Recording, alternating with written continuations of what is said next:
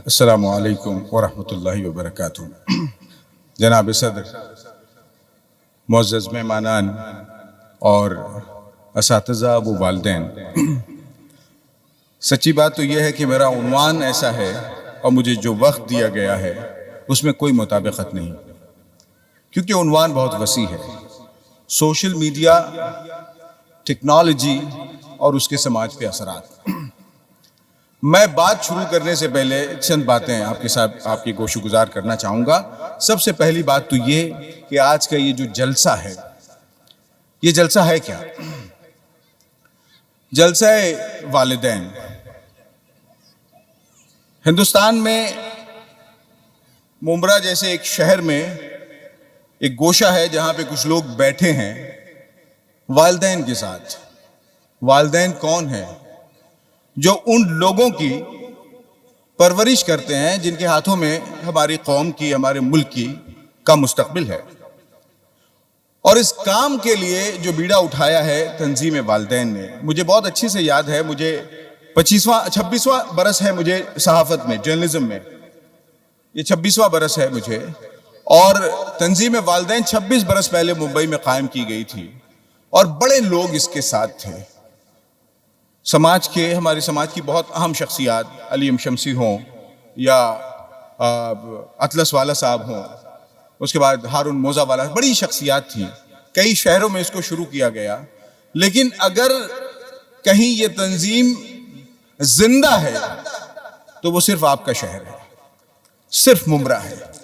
और मुझे खुशी होती है कि इससे जुड़े हुए लोग हैं। अकरम भाई को मैं देख रहा था कि जब हम दाखिल हुए तो मैंने सोचा कि मौलाना से मिलवा दूं, तो मालूम हुआ कि वो साहब वहां पे पानी तकसीम कर रहे हैं, जो इस तंजीम का सदर है। यानी सारे लोग बहुत प्रैक्टिकल हैं। इन प्रैक्टिकल लोगों ने जो एक जलसा रखा, उसकी सूरत हाल मैं यहां से ये देख रहा हूं कि एक पर्दा लगा हुआ है, पर्दे के इस तरफ खवातीन है और इस तरफ मर्द हैं। खवातीन मर्दों से दुगनी से ज्यादा तादाद में है। मैं अगर किस मजमे से ये सवाल करूं कि घर में जो डिसीजन लिया जाता है, जो फैसला लिया जाता है, जो फैसला किया जाता है, वो कौन करता है? अगर ये फैसला मर्द करते हैं तो यहां मर्दों की तादाद औरतों से इतनी कम क्यों है? इसलिए क्योंकि तालीम में मां बाप की शमूलियत को हमने इतनी ही तरजीह दे रखी है। पीटीए, जो पेरेंट टीचर्स मीटिंग होती है, उसमें कौन आता है? स्कूलें हैं यहां पर। मेरा मौजू कुछ और है, लेकिन माफ कीजिए कि कुछ बातें जो है वो मुझे करनी है आपके साथ। पीटीए में कौन आता है? मैं अगर ये कहूं कि मैं खुद नहीं जाता तो ये झूठ नहीं है। हमने माओं की जिम्मे डाल दिया है, क्योंकि बाप बहुत अहम काम करता है। बाप घर का चूल्हा चक्की चलाता है। उसके नजदीक घर की गृहस्थी सिर्फ यह है कि वो अपने बच्चों का उनको 3 वक्त खाना खिला दे, उनको कपड़े पहना दे। उसके अलावा उसकी कोई जिम्मेदारी नहीं है। जिस समाज में घर का मुखिया अगर घर को इतना महदूद समझता हो, तो उससे आप कैसे तवक्को कर सकते हैं कि वो तरक्की याफ्ता होगा, वो तरक्की करेगा, वो तरक्की पजीर से तरक्की याफ्ता कौम की तरफ जाएगा? मुझे नहीं लगता। मुझे लगता है कि आज का ये जलसा खुद एक लम्हा फिक्रिया है।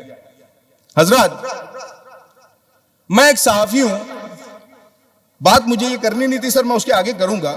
सर ने बात, असल में जिया भाई ने बात जब शुरू की, एहसास की, कुछ साल मैंने शख्सियत साजी के लेक्चर्स भी लिए और कोशिश की कि हिंदुस्तान भर में घूम घूम करके इदारों में जाऊं, बात करूं। शख्सियत साजी के लेक्चर्स के साथ सर हमने कोशिश की कि माँ बाप से, बच्चों से और असातिज़ा से, इन तीनों से बात करने की कोशिश की कि अगर गए हैं तो वहां पे इनसे भी थोड़ी सी बात कर ली जाए। सर यकीन जाने कि जब हमने माँ बाप से, हमने जब टीचर्स से बात की, असातिज़ा से बात की, तो असातिज़ा कहते हैं कि ऐसे बच्चे हैं इम्तियाज साहब कि आपको बता नहीं सकते। नालायक बच्चे हमें, हमारे मुकद्दर में आए हैं। ऐसे माँ बाप मिले हैं हमें कि ये माँ बाप ये समझते हैं कि स्कूल भेज दिया है, सारी जिम्मेदारी स्कूल की है। जब हमने टीचर से बात की, टीचर्स ने भी तकरीबन यही बात की कि इम्तियाज साहब ऐसे बच्चे हैं कि इनके माँ बाप इनको अपने घर में नहीं रखना चाहते। छुट्टियां होती हैं, परेशान हो जाते हैं कि कब स्कूल खुले और ये बच्चे स्कूल जाएं। और ऐसे माँ बाप हैं जिनको इनकी कोई फिक्र नहीं, और ऐसे बच्चे हैं कि ये ऐसा करते हैं, ये वैसा करते हैं। लेकिन ये जिन बच्चों के बारे में कह रहे हैं, जब हमने उन बच्चों से बात की तो चंद एक बच्चों के अलावा खुदा की कसम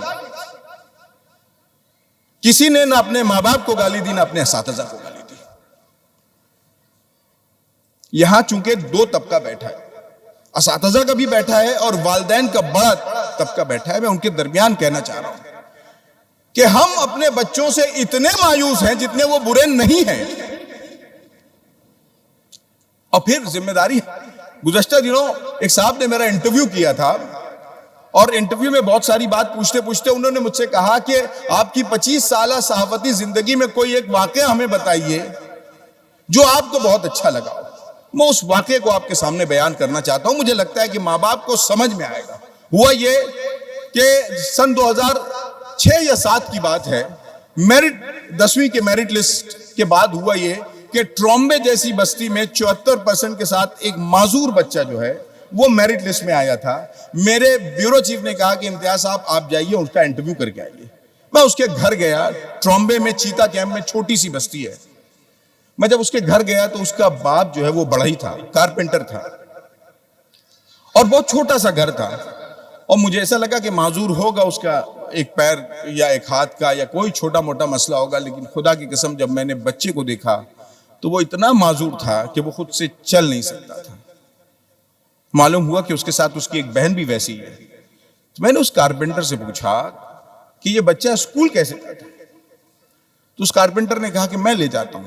तो मैंने कहा रोज ले जाते हैं आप? कहना जी हाँ, रोज आना लेके जाता हूं।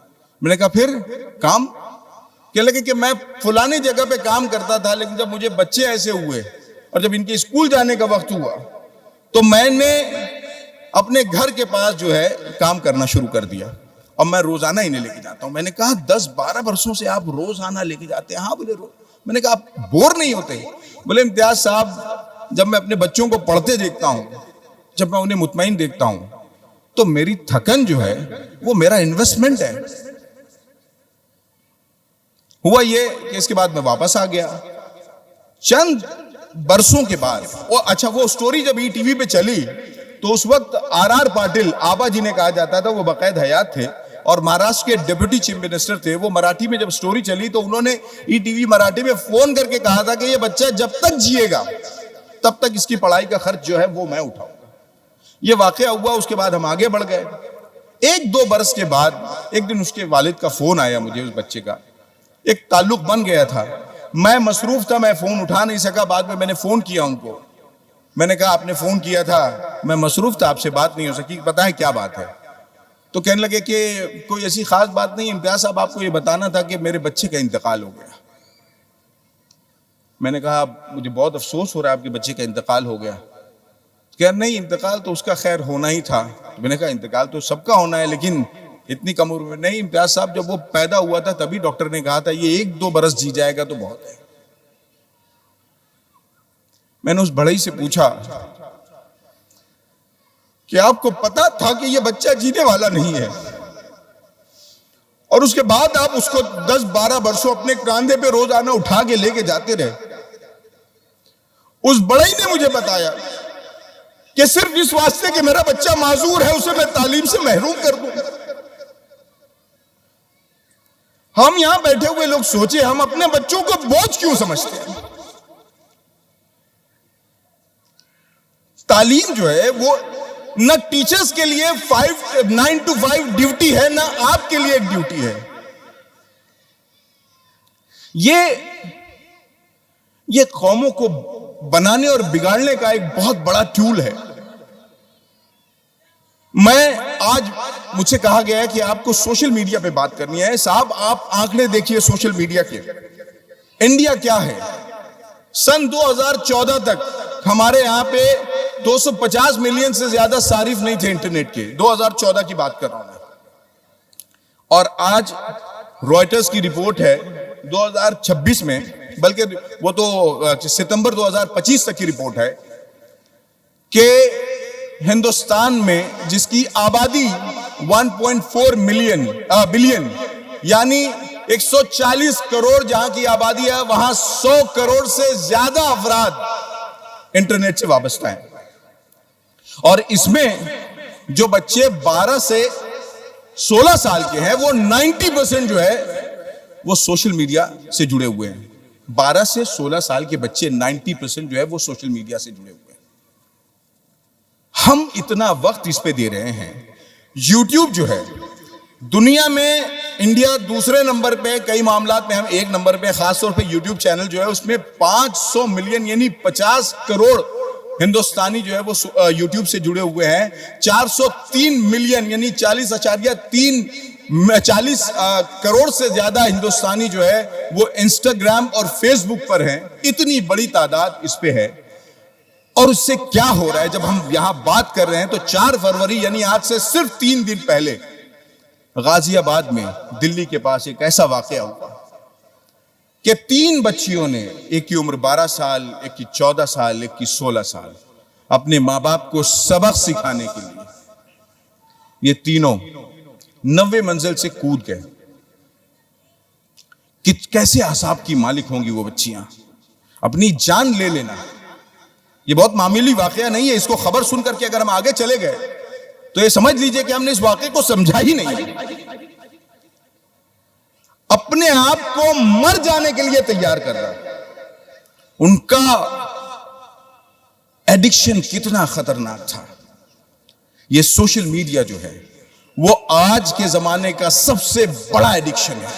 इससे बड़ा कोई नशा नहीं है। और ये नशा, सर ने बताया कि बाप बच्चे को लाने लेके गया, दूसरे बच्चे को ले आया। हम भूल गए हैं। हम एक ऐसी दुनिया में, हम दूर के लोगों को करीब करने के चक्कर में जो करीब हैं उनको दूर कर बैठे। सबसे बड़ा एडिक्शन। लेकिन इसके बावजूद मैं आपसे एक बात कहूंगा। रशीद कौसर फारूकी का इरफान भाई शेर है कि अजब इम्तिहा है कौसर, ये तमीज़े खैर और शर भी, वही आग दे उजाला, वही बस्तियां जला दे। यहां एक इम्कान है साहब, आप अपने बच्चों से ये मोबाइल छीन नहीं सकते। हिंदुस्तान में 75 करोड़ मोबाइल फोन है। 75 करोड़ मोबाइल फोन जहां पे हैं, आप वहां से मोबाइल बच्चों से नहीं छीन सकते। इसमें 2 चीज है, 2-3 जो चीजें की जा सकती हैं। उसमें सबसे अहम तो ये कि पहले इस पे जो टाइम हम स्पेंड कर रहे हैं, एक इंडियन का एवरेज टाइम 3.8 यानी तकरीबन 4 घंटे हम अपने 24 घंटे का मोबाइल फोन पे गुजारते हैं। और बच्चों में ये परसेंटेज जो है 5.7 है। नौजवानों में, बच्चों में ये दिन का 5.7, यानी हम इतना काम भी नहीं करते। हमें इसको कम करना है।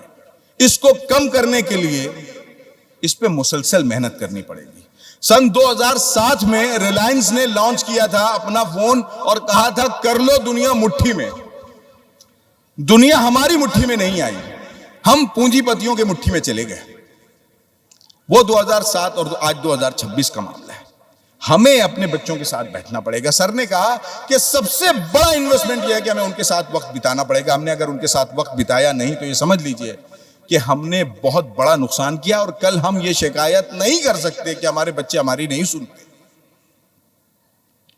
मैं बात कर रहा था कि इसमें करना क्या है। एक तो उनकी काउंसलिंग, और दूसरा जो सबसे अहम काम वो ये कि अगर हम बच्चों से मोबाइल फोन डिटैच नहीं कर सकते तो हम कम से कम उसको गाइड तो कर सकते हैं कि वो क्या देखे।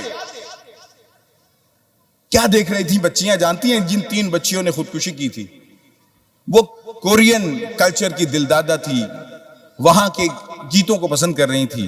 और माफ कीजिए, आप गाजियाबाद की बात करते हैं, मालेगांव जिस शहर से मैं आता हूं, वहां की एक ऐसी स्कूल जो सिर्फ गर्ल्स स्कूल है, वहां बच्चियों से बात कर रहा था। उन्होंने कोरियन आइडल्स हमें बताए थे कि हम इनको बहुत पसंद। सर आप जर्नलिस्ट हैं तो आप इनसे कभी मिले हैं क्या? उनके आइडियल वो हैं, बुरके में जाने वाली बच्चियों के आइडियल। तो आपको यह बताना पड़ेगा कि अगर आपके पास मोबाइल है तो आप इस मोबाइल का इस्तेमाल कैसे करेंगे, उसके लिए बहुत जरूरी है। देखिए, असातिज़ा के ऊपर बड़ी जिम्मेदारी है, माँ बाप के ऊपर बड़ी जिम्मेदारी है। हमें वो कंटेंट जो है वो खुद क्रिएट करना पड़ेगा, ये वो कोई लाके देने वाला नहीं है।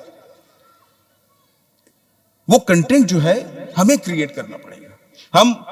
मुझे खुशी है कि एक कोशिश हम कर रहे हैं, वॉइस ऑफ उर्दू के जरिए कोशिश ये कर रहे हैं कि मुसलमानों की तारीख आप देखिए। हमने काम शुरू किया, मौलाना हुज़ैफा बस्तानवी साहब से बात हुई, मैंने कहा कि शेख, हम कितनी ही अच्छी तकरीर कर लें, लेकिन हम अगर वो बातें अपने बच्चों को उनके अंदाज में नहीं बताएंगे जैसे वो देखना चाहते हैं तो बहुत दुश्वारी होगी। उन्होंने कहा, इम्तियाज भाई आप काम शुरू कीजिए, जो खर्च होगा हम कोशिश ये करेंगे कि हम अपने तौर पे उसे देखेंगे। और माशाल्लाह वो सिलसिला शुरू हुआ। आज 22 नामों पे हम पहुंचे हैं।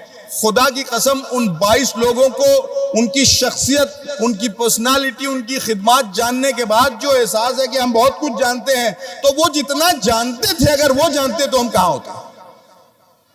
जाबिर बिन हैयान कौन? तो साहब केमिस्ट्री सर की फील्ड है, केमिस्ट्री का बाबा आदम।